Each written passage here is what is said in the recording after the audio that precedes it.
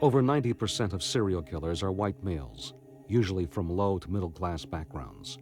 These men are usually intelligent, but as students have difficulty focusing. Most experience the traumatic childhood, often having been abused psychologically, physically, or sexually. Typically, they may be raised in unstable families, often with criminal psychiatric and alcoholic histories. Raised in such families, these children tend to spend much time on their own, and as a result, many practiced animal cruelty at a young age.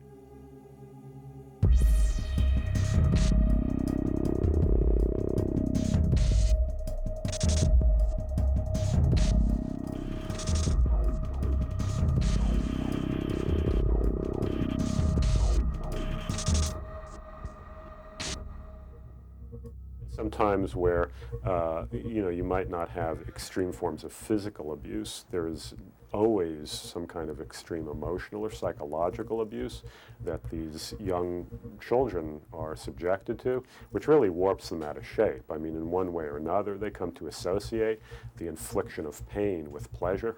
For example, John Wayne Gacy had an alcoholic father who often beat him. John Sr. would frequently insult the child, practically eliminating his self-confidence, which led to later difficulties John Jr. would have with his masculinity.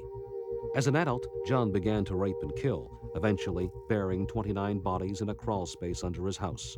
As Gacy was quite popular in his community, his neighbors couldn't believe that John was capable of such atrocities. Most people who suffer as children grow out of it and become upstanding, decent human beings. But serial killers who've suffered as children repeat the same mistakes over the course of their lives. They can't make the transition into adulthood. They have trouble making the transition in middle age. And at the very time in their lives when they feel they should be reaching the pinnacle of success, they find that they're sliding downhill fast. They want to feel important. They want to feel special. They crave the sense of power and dominance and control, but they simply can't achieve it in any respectable way. And so they kill and they torture and they sodomize and dismember, and that makes them feel good about themselves. Ted Bundy was born into poverty and never knew his father. He had good grades in school, but an unmanageable temper. At the age of 16, he became a voyeur, obsessed with masturbating. Who would have known that Bundy would become a serial murderer, and yet he killed many women? Many Americans, when they think of a serial killer, will think of a glassy-eyed lunatic, a monster, someone who acts that way, someone who looks that way. And yet the typical serial killer is extraordinarily ordinary. He's a white, middle-aged man who has an insatiable appetite for power, control, and dominance. And he kills not for money or revenge, but because it makes him feel good, because he enjoys it, because he has fun with it. He likes the thrill, the excitement, the exhilaration that he gets from squeezing the last gasp of breath from his dying victim's body. He enjoys the suffering on the part of the victim, and he tries to make it slow and painful. It makes him feel superior to the extent that he makes his victim inferior. Gacy maintained a facade of respectability. He maintained a business, a family, married with several children, and that facade was sufficient to cover his tracks for many, many years. He enjoyed dressing up in clown suit and clowning. He said clowns can get away with murder. Eventually his wife left him, his business started failing, and at that point Gacy was caught, arrested, convicted, and after, again, 3 appeals in his case, Gacy was executed.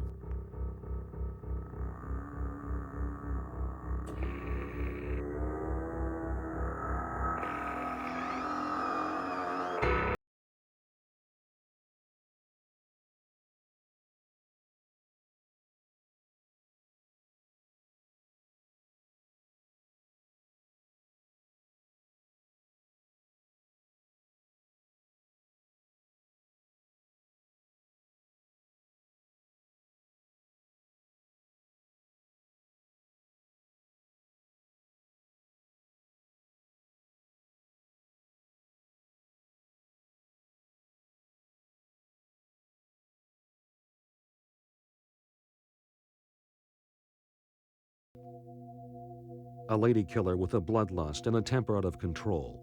In his 42 years, Bundy killed approximately 36 young women.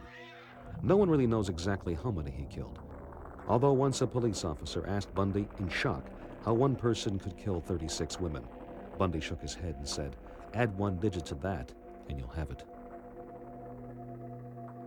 There are at most about 200 victims of serial killers a year. And that number, although very large, pales by comparison with the almost 18,000 single victim murders in the United States on a yearly basis.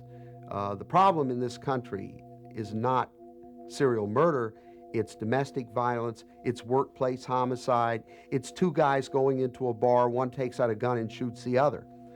Problem, on the other hand, is that serial murderers amass a large body count.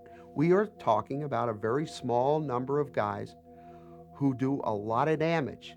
You know, they may kill 5 or 10 or even 20 or more. Some of them have killed hundreds. That is enough to terrify most of the people in the country.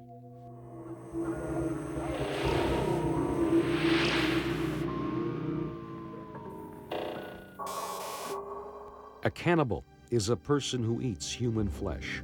There is much discussion as to whether cannibalism is an inherent characteristic in all human beings, our animal impulses, or whether cannibalism stems only from the minds of mad beasts, such as some of the most prolific serial killers. Cannibalism is the ultimate form of aggression. There are tribes around the world who have incorporated cannibalism into warfare.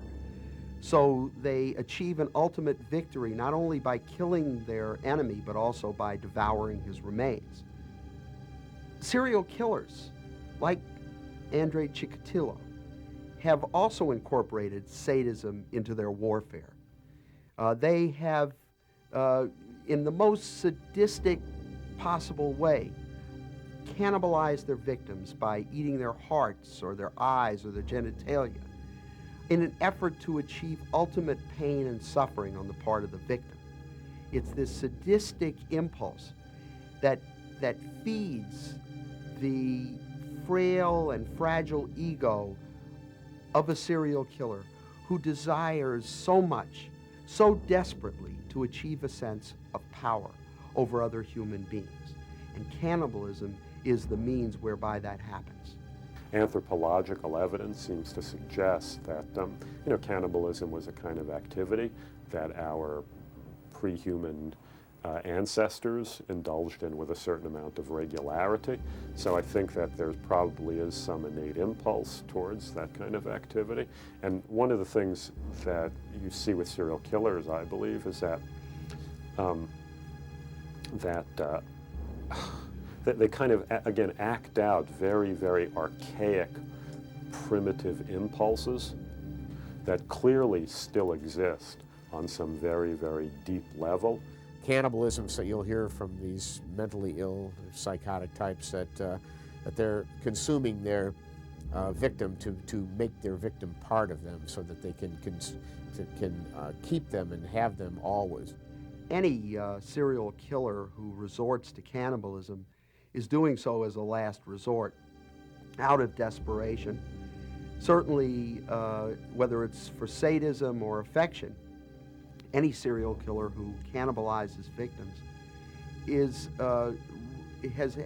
has broken one of the most pervasive and profound taboos in all of society.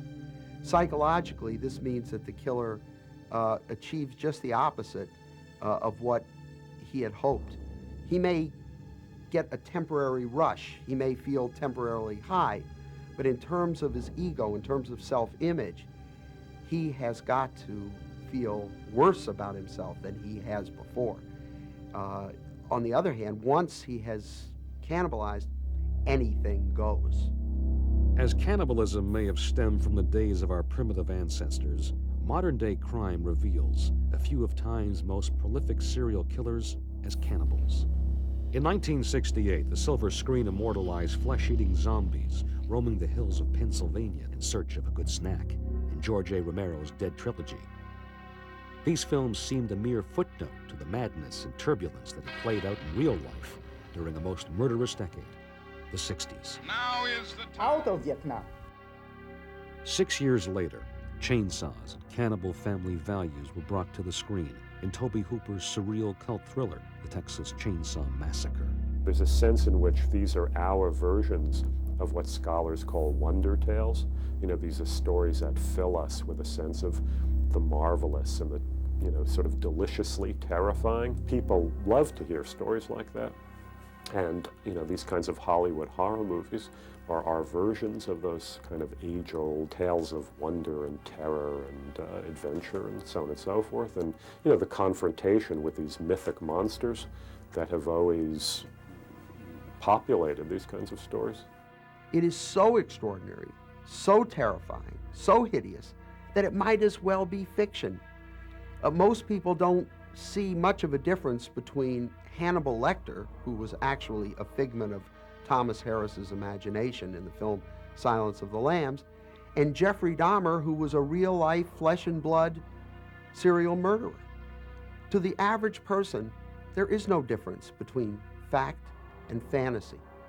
The more extraordinary, the more hideous, the more we fictionalize these people so that they can become entertaining, so that they're fun.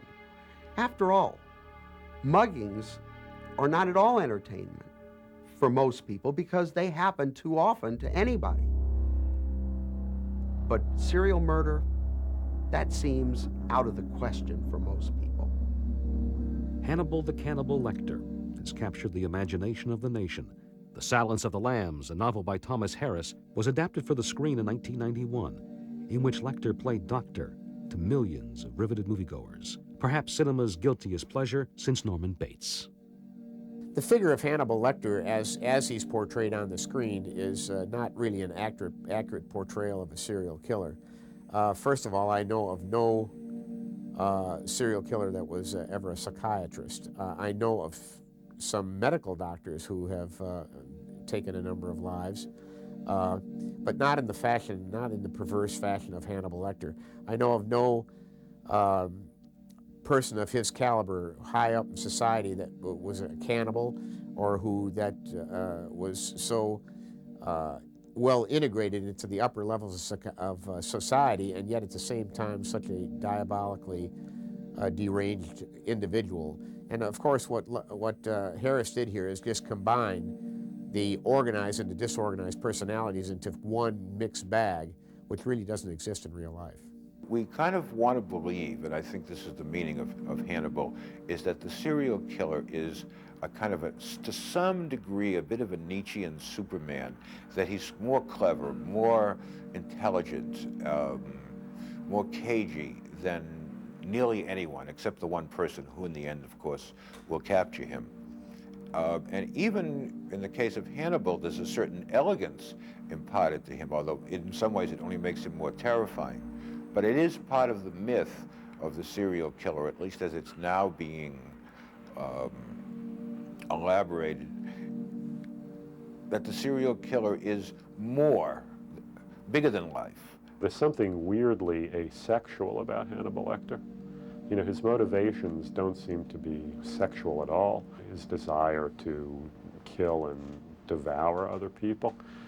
That's a very, very interesting aspect of his character. He almost seems to be above that. I mean, it's another thing that makes him seem not quite human and really larger than life in some way. He doesn't seem to be at the mercy of these perverse sexual needs, whereas somebody like Fish or Dahmer or any of these people, you know, they really, really are.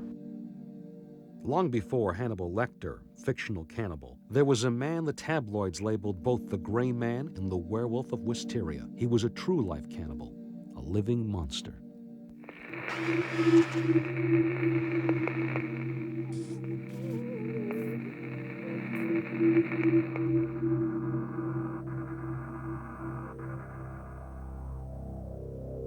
Born into a respectable family in Washington, D.C. in 1870, Albert Fish's immediate family had a history of mental illness and alcoholism. A few of his relatives had perished in mental institutions. At the age of 5, Fish's father died. His mother was forced to work and was unable to care for him. so Fish was sent to an orphanage. Here, Fish recalls, I saw so many boys whipped, it took root in my head.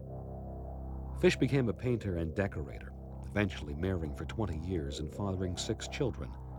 But when his wife left him for another man, leaving Fish to raise the children alone, he began to dangerously unravel, his madness fueled by a growing interest in cannibalism and religion. Fish began to indulge in raw meat at dinner, often serving it to his children, who would later testify he would do this on nights when the moon was full. Though he was said to never have physically abused his children, he did encourage them and their friends to pound his buttocks with a self-made paddle studded with inch-long nails. There was a period of his life where he went off to Europe and apparently spent a lot of time in these male brothels. I think he was probably a male prostitute himself and indulged in all kinds of sadomasochistic homosexual stuff. In New York City on May 28, 1928, 58-year-old Albert Fish responded to an ad placed in the New York World Classifieds by an 18-year-old boy named Edward Budd. The young boy was seeking employment. Fish, a house painter, deeply religious man, and father of 6, paid a visit to the Budd family at 406 West 15th Street, under the pretense of hiring Edward to work on his farmland upstate. On the day Fish appeared at the Budd residence for the first time, he stood bearing strawberries and pot cheese from a German deli. He appeared to be a kind, gracious man, white-haired, slightly feeble, and even genteel. Fish is regarded by many aficionados of crime as the scariest and most deranged of all American serial killers. Partly I think it was because he seemed so benign. At the time of his arrest, he was this old, grandfatherly looking guy. I mean, seemingly very, very benign and harmless, sort of stoop-shouldered and grizzled. But he was an incredibly demented child murderer, torturer, who had spent really his whole life preying on young children. Fish could have easily passed for someone's grandfather, but this was not your average grandfather. Edward Budd was thrilled at the prospect of summer employment with the affable old-timer, and Fish quickly earned the trust of Albert and Delia Budd. Once Fish laid eyes on 12-year-old Grace Budd, he had a diabolical change of his ghoulish heart. Enchanted by the small girl, Fish quickly switched gears and promised Edward that he would return in a few days to bring him to the farmhouse. Fish then insisted on taking Grace along to his niece's birthday party later that night. The Budds, reluctant at first, finally decided to allow Grace to go along with Fish. They would never see their daughter alive again. In 1930, Grace Budd's abduction had still gone unsolved. Over time, Fish developed an obsession with writing obscene letters to widows, responding to advertisements in both personal and matrimonial agencies. But he wasn't your average gentleman caller. Fish wasn't interested in dinner and a movie. He asked the women if they would like to beat him or join him in whipping small boys. Fish underwent psychiatric evaluations off and on throughout his lifetime. Doctors would later diagnose Fish as having an abnormal psychopathic personality with a hint of early senility, but he wasn't considered to be insane. It would be 4 more years before the whereabouts of Grace Budd would be discovered. The case was resolved because of one last haunting letter scribed by Fish, but this letter was not intended for a lonely widower. It was sent to Albert and Delia Budd, whom knew a loneliness of a much darker strain. The letter read, My dear Mrs. Budd, I call on you at 406 West 15th Street. Brought you pot cheese, strawberries. We had lunch. Grace sat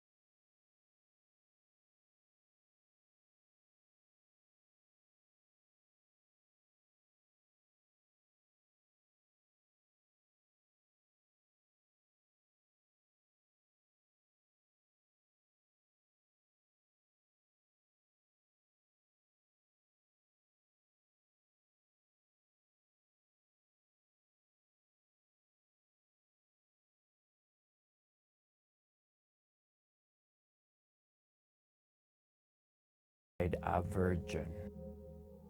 After dismembering her body, most of which he left behind in a closet, Fish would carry a portion of flesh by train to his house in the city, where he stewed the flesh with onions and carrots, deriving sexual pleasure as he consumed her. Fish's letter from hell was unsigned, but police were able to discern the letter's distinctive stationery. At the time, Fish was living in a rooming house. Police tracked him down and arrested him. Among the materials found in his possession were old newspaper clippings about Fritz Haarmann, the German vampire who killed young men before selling their flesh in the marketplace. An outraged policeman asked Fish about his cannibalization of Grace Budd. "It occurred to me," Fish replied. Fish's story and Fish himself seemed to be like the flesh and blood incarnation of all of these kinds of fairy tale monsters that you are so fascinated and terrified and titillated by when you're a child. The harm, it's like the witch in Hansel and Gretel or something. The seemingly harmless old person who offers you candy and then turns out to be a cannibal.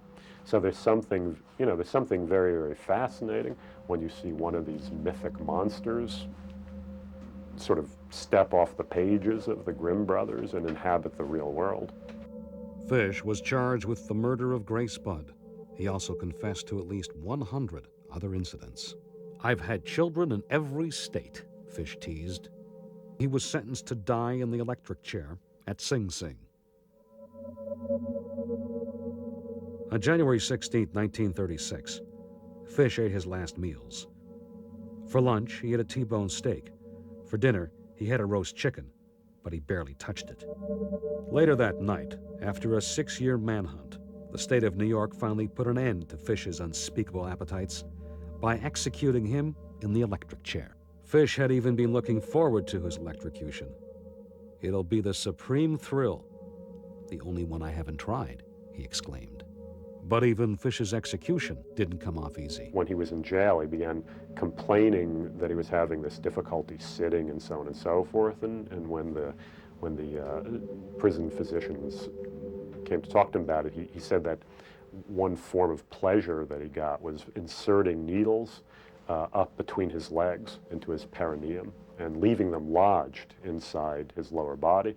And of course, nobody believed this was the case, and they x-rayed him, and in fact, they found, when the x-rays were developed, they found there were the 27 needles of varying sizes that were shoved up into his pelvic region. This was just one of many forms of incredibly masochistic behavior that Fish indulged in.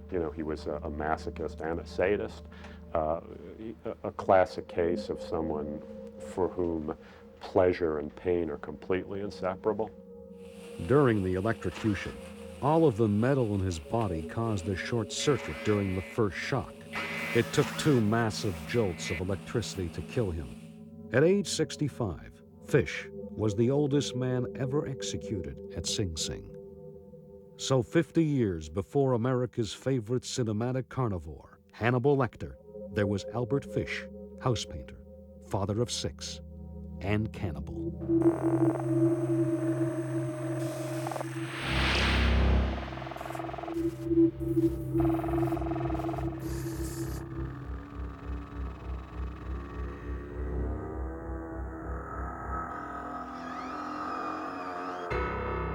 In the 1970s, Soviet state authorities would dismiss any idea of serial murderers, and all in the good name of communism. But lurking among them was a man who would become the most prolific serial murderer in modern history. Andrei Romanovich Chikatilo was born in the Ukraine during a time of post-war famine. At the age of 5, his mother recounted that prior to his birth, his older brother had wandered too far from home and was later cannibalized by starving villagers. Chikatilo had what we would call a tough life. But by Soviet standards, there was nothing particularly tough about his life. He saw some terrible things because he lived through the period of the Nazi invasion of Ukraine. He lived in the country that was ruled by Joseph Stalin, in which tens of millions of people were being executed sent to the Gulag, dying on the way to the Gulag, dying in the Gulag. People were dying by the millions. The Russians lost 27 million people in total in World War II. So it was a place of death and a place of war and a place of terror. But that was true for everyone. It wasn't uniquely true for Chikatilo in any way. Many people would come out in the morning and see dead bodies on the street with the buttocks sliced off because that was the last meaty part of the body, and a little girl on her way to school would see that, and it's a horrifying sight. And every Russian family, if you talk to them long enough, will end up remembering one story or another connected with cannibalism. The neighbor was caught because they found fingers in the soup, or the guy across the street was selling meat patties made out of people. During the siege of Leningrad, it lasted 900 days. They said the most terrifying thing to see coming toward you on the street was a beefy, well-fed man, because any beefy, well-fed man in those days in Leningrad was probably eating human flesh. Chikatilo's father was a Soviet soldier who was captured by the Nazis during World War II and was placed in a prisoner of war camp. Chikatilo's interest in communism began at an early age, followed by 25 years as a Communist Party member. During his teenage years, Chikatilo didn't have much luck with the ladies, often rejected and experiencing embarrassing episodes of impotence. He became obsessed with masturbation. Chikatilo eventually moved to Russia to seek employment and earned his master's degree in Russian literature. He married and produced 2 children, despite his impotence. After losing interest in having sex with his wife, a few years later, Chikatilo would be charged with complaints of sexual misconduct and was fired from his job as a counselor. This early incident would indicate an interest in young girls and boys, not to mention disembowelment and mutilation, and a year later, he began to feed his ravenous bloodlust. The initial wounds on his victims would be frequent and shallow, and typically in this area, because at that point, Chikatilo would have had his victim on the ground, and he would be on top of the victim, having immobilized the victim in some way. And those initial wounds would be wounds of establishing dominance, not wounds that were trying to inflict pain or damage. Chikatilo moved to Rostov, where he worked as a teacher. Here, a monstrous spree of slaughter followed, spanning 12 years, and uncovering at least 53 gruesome murders, mostly young children. Living in Rostov, a port city 500 miles from Moscow, Chikatilo stalked and preyed on children in train and bus stations. Chikatilo had much in common with those he preyed on, as they too were social misfits and victims of rejection. Carrying a black leather medical bag, housing a knife and a rope, Chikatilo would lure his young victims with the promise of a meal or a ride. Taking them into a secluded, heavily forested area, Chikatilo would then make a meal of his own, butchering his victims, removing their eyes, biting off their nipples, severing body parts, and devouring the genitals of many. Chikatilo would disembowel and mutilate his victims to gain a sense of power and control, which in turn further fueled his sexual desire. I think he stumbled into murder, and I think his first killing was, in a sense, accidental and logical at the same time. It was accidental because he didn't bring the girl there to kill her. In a certain sense, he was so unconscious from the force of his desire at that point that he didn't realize that he was going to have to kill her. But then, when he was done with her, it was clear that he could not let her. He was sober again. He was satisfied. His lust had been satisfied. His mind had cleared, and he saw that he couldn't let the girl go. Suddenly, he was a thinking being again. And therefore, as often happens in homicides, you got to kill her.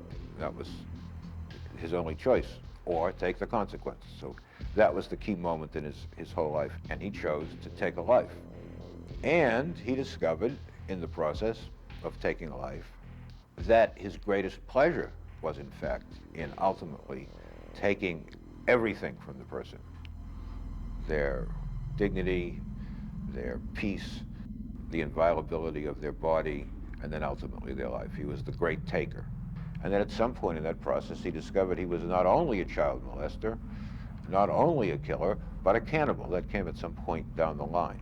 But in fact, he made those choices that and continually remade those choices. Although at a certain point, what's the difference? I mean, it's tough to repent after 44, 44 killings. I mean, he even said at the end, this was even more horrifying than nearly anything that he said. He said, and in the end, it was even starting to get a little bit routine, It was kind of dull, the bloom was off.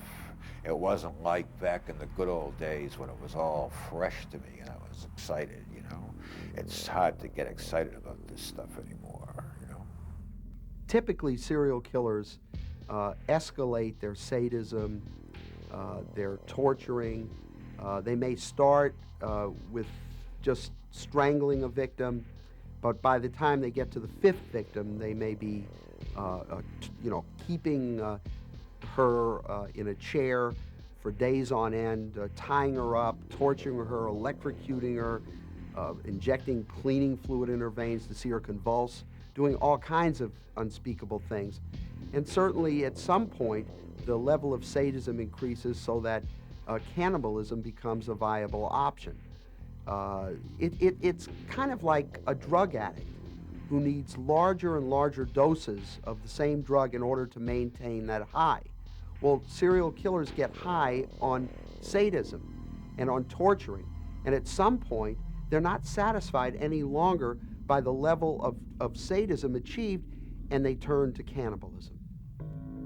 In all, Chikatilo cannibalized at least 36 victims. Suspected as a likely subject to the Mad Beast murders, Chikatilo was later released before questioning, as Soviet authorities were informed that Chikatilo was a Communist Party member. Therefore, he could not possibly be a murderer, let alone a serial murderer. The investigating powers eventually turned their attention towards the moral cleansing of homosexuals in Russia, while more and more bodies, mutilated, were discovered, as Chikatilo, the bloodthirsty madman, was still on the loose. Incredibly, authorities released Chikatilo a second time, after a blood and semen test resulted in a negative match for Chikatilo's blood type.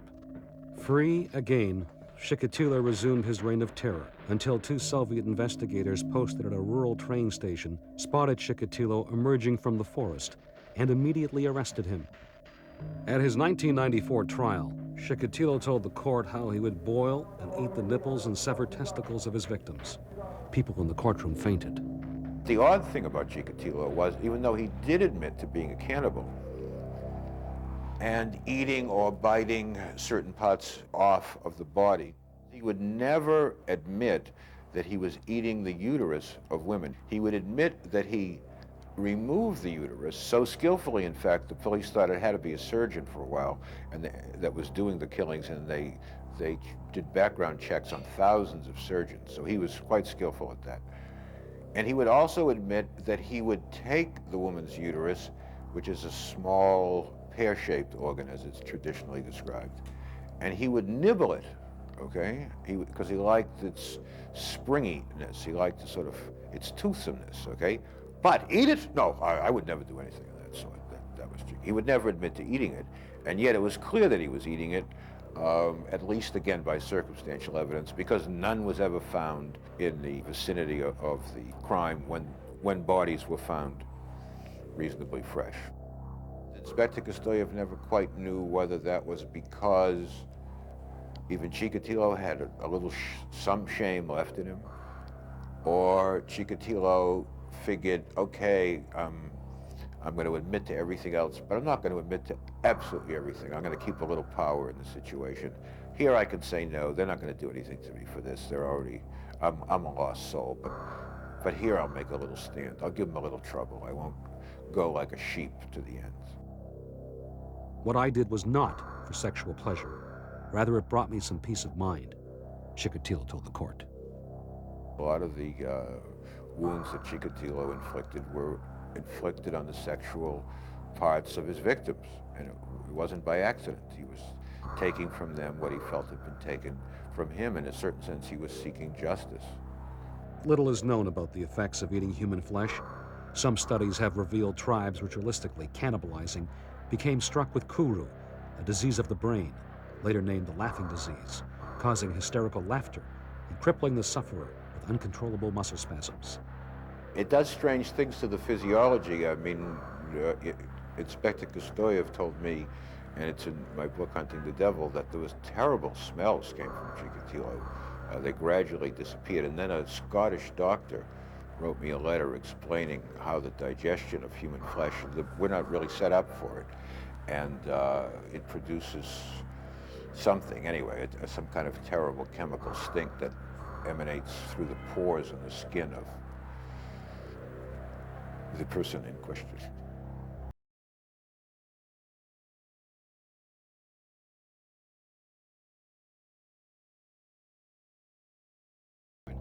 Chikatilo had no preference. Chikatilo had a disease. I mean, it's the question of, is Chikatilo sick or is he evil? I say he's both, and he's evil because he didn't take responsibility for his sickness. I mean, he knew always, on some level, that you don't just kill little children. I mean, he wasn't a stupid person. He knew, and he was very careful to not get caught, and very successful in not being caught. Not only did Chikatilo express no remorse for killing his victims, he displayed no emotion for an innocent man convicted and executed for a murder Chikatilo committed in his earlier years. The urge that moved Chikatilo was clearly a very powerful urge, because it broke through all social taboos. It was a mighty urge. And yet, when Chikatilo felt the cops were on his track, suddenly he had the willpower to desist from those urges, resist those urges for 3 years at a time. After Chikatilo had been convicted for 53 murders, he was executed. He was taken from his cell, and traditionally, he would be forced to his knees. Then he would be executed by having a 9mm bullet shot through his brain from under his right ear. Just before they shot him, he screamed out, "Don't blow out my brains, the Japanese want to buy them." And those were Chikatilo's last words. And in fact, the Japanese did want to buy his brains, I believe, or at least there were rumors to the effect that someone from Japan wanted to buy his brains. So his last words were, don't blow out my brains, the Japanese want to buy them.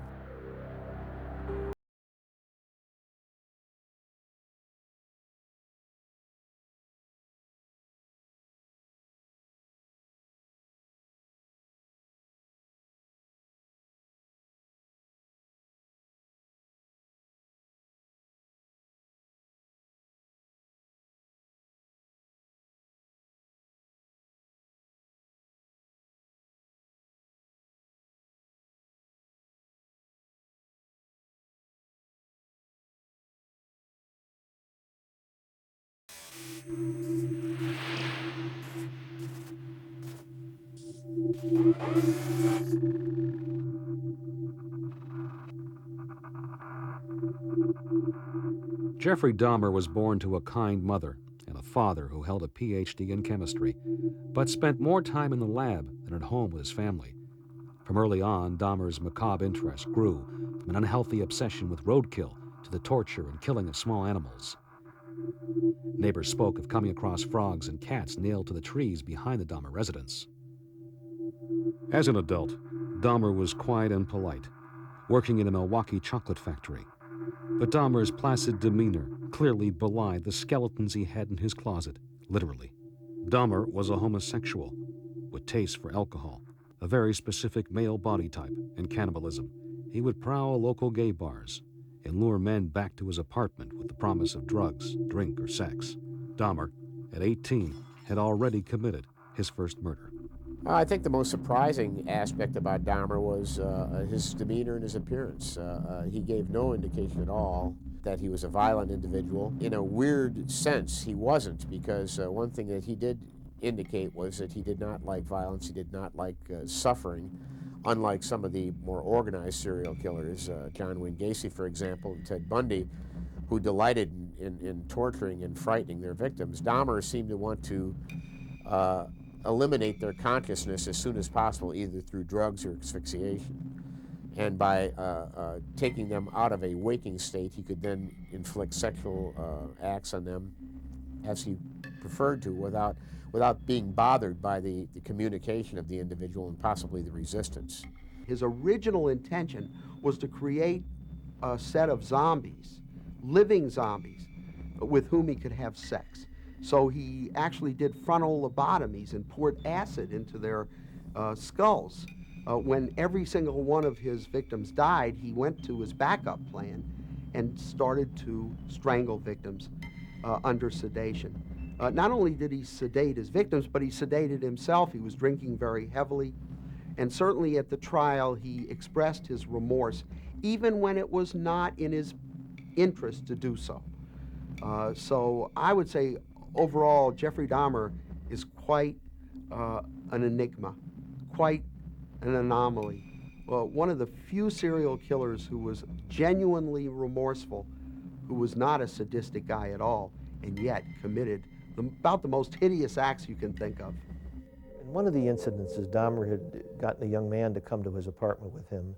It was an Asian young man. I don't know that Dahmer knew how young he was. As I recall, he was 15 or so. Dahmer, as part of this bizarre idea, determined that he would make him a sex slave and actually attempted to drill into his skull. During this process, he rendered the man apparently unconscious. Dahmer went out to get alcohol. The young man apparently regained consciousness, wandered out naked onto the street where he encountered several citizens who called police.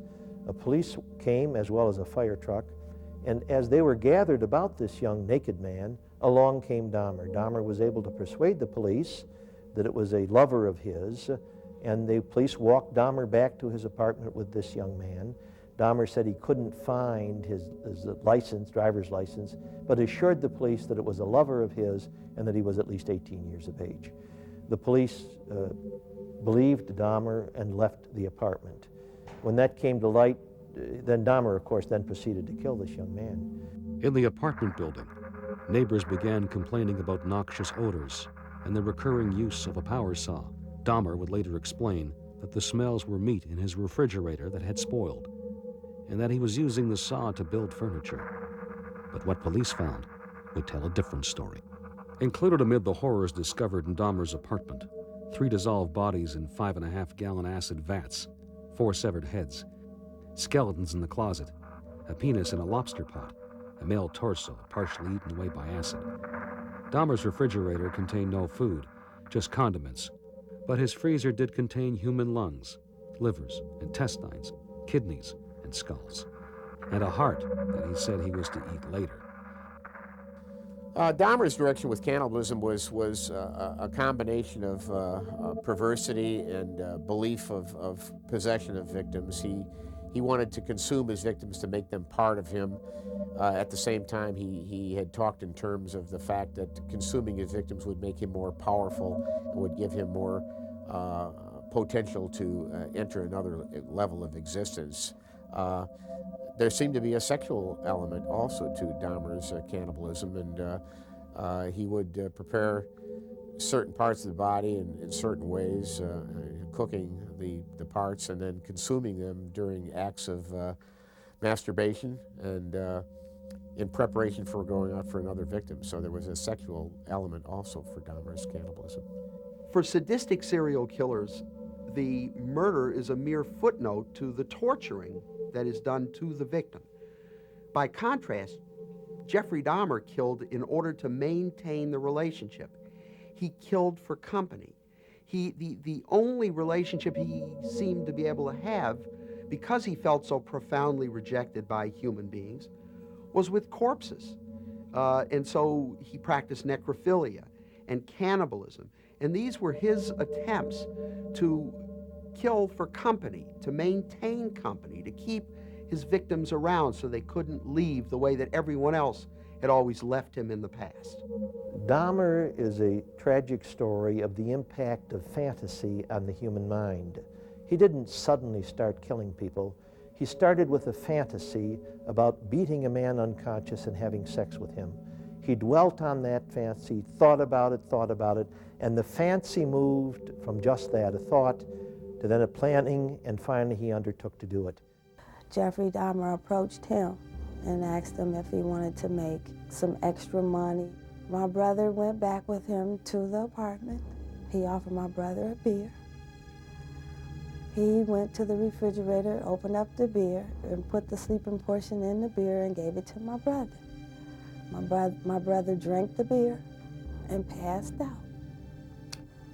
While my brother was out, he was trying to do some type of experiment on him, where he drilled the hole in the temple of his head and poured some type of acid solution into the hole, trying to make him out of a zombie.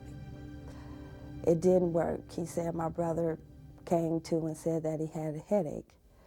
So he gave him some more sleeping portion, and he was out again, and that's when he did whatever he did to my brother. I said, if he was one of the victims, I said, where's his body at? How did he identify him? He said, well, we put like 100 pictures in front of him. And he pointed to the people he had murdered. And your brother was one of them. So I said, where's his body at? And I'll never forget the way he looked, and he said, and like all the deaths were gruesome, all of them, you know, but he said, all I can tell you is that your brother's death was one of the most gruesome of them all. And I said, I know what I've been hearing for the last 12 days. What could be more gruesome than what I've already heard? Unlike Fish or Chikatilo, Dahmer did express remorse and sorrow for his monstrosities. His trial jury, however, was not feeling sympathetic. Dismissing his attorney's plea for insanity, the jury convicted Dahmer of 17 murders. He was sentenced to over 900 years in prison.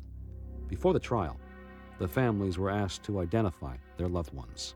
Mr. McCann took us all in a room, all the families, and he went down each family and told us what he did. Not really into detail, but just kind of like more or less generalization of what he did. And that's when I discovered he had cut off Eddie's head and put it in a closet for 3 days till he decided what he wanted to do with it. And then he decided to bake it. And I was told this just before we went to trial. So I had this on my mind, and then he tells us not to show no emotion, no outburst, no crying. I mean, my brother's head in the closet for 3 days, and someone's going to decide what to do with him. He already decided to take his life. I had no idea they was going to allow us to make a statement, and I was so anxious, so they made me laugh. I had no idea I was going to react the way I did. Because if I had a thought about it, I wouldn't have said a word, just jumped up and grabbed them, but it wouldn't have done any good. And they had already told us that if we had made any outbursts that they would call a retrial, and I just didn't want to sit through that again. Jeff, where are you? I hate you! Something's out of control! Don't with me, Jeffrey, I'll kill you! For me, I got sick afterwards. I mean, they had to escort me out of there and give me some medication. I had such a serious headache. I had that boggled up inside of me for so long, and for the longest, I had never seen that man in person, and chills just went through me when I did see him. And for him to sit there like a zombie, after the way I acted, that really got next to me too. Dahmer confessed to all murders in a 159-page document and would later apologize to the families in his final statement. It was the longest confession I've ever heard of in my life. It was 159 pages. I know it's complete because everything that Dahmer told the authorities was true. It had all been checked out. I thought Jeffrey Dahmer might do well to make a statement the world wanted to hear from him. I thought the content was appropriate. They were his thoughts. It was an honest, heartfelt statement made by Jeffrey Dahmer. I feel so bad for what I did to those poor families, and I understand their rightful hate. I should have stayed with God. I tried and failed and created a Holocaust. In 1994, in a ghoulishly ironic twist, Dahmer met his demise while actually cleaning house. While mopping the floor with fellow inmate and convicted murderer Christopher Scarver, Dahmer was bludgeoned to death. Authorities found the Milwaukee monster dead on the tile. Jeffrey Dahmer in that Wisconsin penitentiary actually got more mail than all of the other inmates combined. And you know, there are a lot of inmates who would like to say something to the public. They want some sympathy. They feel, for example, that they're innocent and they're looking for some kind of assistance or advice. Well, they can't get it when they've got the celebrity of the year among them. So there's a lot of hatred in prisons that's directed against people like Jeffrey Dahmer, who get so much publicity and become big shot celebrities. Following Dahmer's death, his mother requested that his brain be preserved in formaldehyde for the purposes of future study, but Dahmer's father wanted to honor his son's wish to be cremated. A court battle ensued, with the judge eventually ruling in favor of Mr. Dahmer. If I had access to Jeff Dahmer when he was, say, a pre-adolescent, and observed some of the things that he was doing, the taking of roadkill from the side of the road, taking it to his garage, dismantling dead animals, taking their bones, cleaning their bones up with acid, and his infatuation with dead animals. I mean, I definitely would have had a clue that there was something really amiss here. And of course, you could have carried that on to other elements of his life that would indicate that he was on a track, a road map that would take him to violent offenses later on in life. The only mystery would be what Dahmer was like the 5 minutes before he started his killings. I fully think that if he had a video camera on him, you would have seen somebody acting much like the fellow did in Silence of the Lambs, where he started making noises and acting out of body and jumping around as if he was a banshee. I think that Dahmer got into that mode. Dahmer never reported it out. Dahmer never made a statement to help him in his insanity plea. Dahmer never lied about hearing voices or having hallucinations. He was as honest a client as I've ever represented as far as telling you about the crime he committed. But Dahmer was never able to tell me how he was just 5 or 10 minutes before the killings took place. I think he was psychotic. And the last fella that was with Dahmer who got away from him, who was the one that contacted the police, shared with me that concept that when he was with Dahmer, right when he thought he was going to be hurt and harmed, Dahmer started making noises and acting very, very strange. So I think the mystery is, how was he? We'll never know. Dahmer never told us. We never saw any of the witnesses. There's no recordings of any kind of it. So that's the only mystery. Other than that, there is no mystery. Some of the acts that are done, the acts entailing cannibalism, the acts entailing vampirism, those entailing necrophilia and mutilation of bodies, things of that nature on a compulsive basis, sometimes it just appears to me that there's got to be another element that science does not readily recognize, and that's the concept of evil. Some of these behavior patterns come straight from hell. It's quite normal to have aggressive thoughts that you don't translate into aggressive, nasty, dangerous, murderous behavior. But serial killers tend to start early with a rich fantasy life in which they fuse together sex and violence. And because they can't communicate these fantasies to other people, they're pretty much left on their own to fantasize over a long period of time, and these fantasies increase in complexity and frequency. By the time they start to kill, they're really chasing their dreams.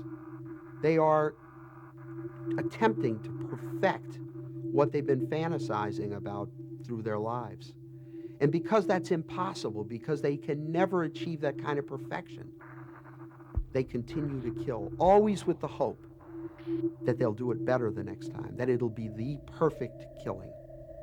How these three apparently mild-mannered men, painter, teacher, and factory worker, could go on to commit the most gruesome and unspeakable acts in criminal history is a question that may forever go unanswered.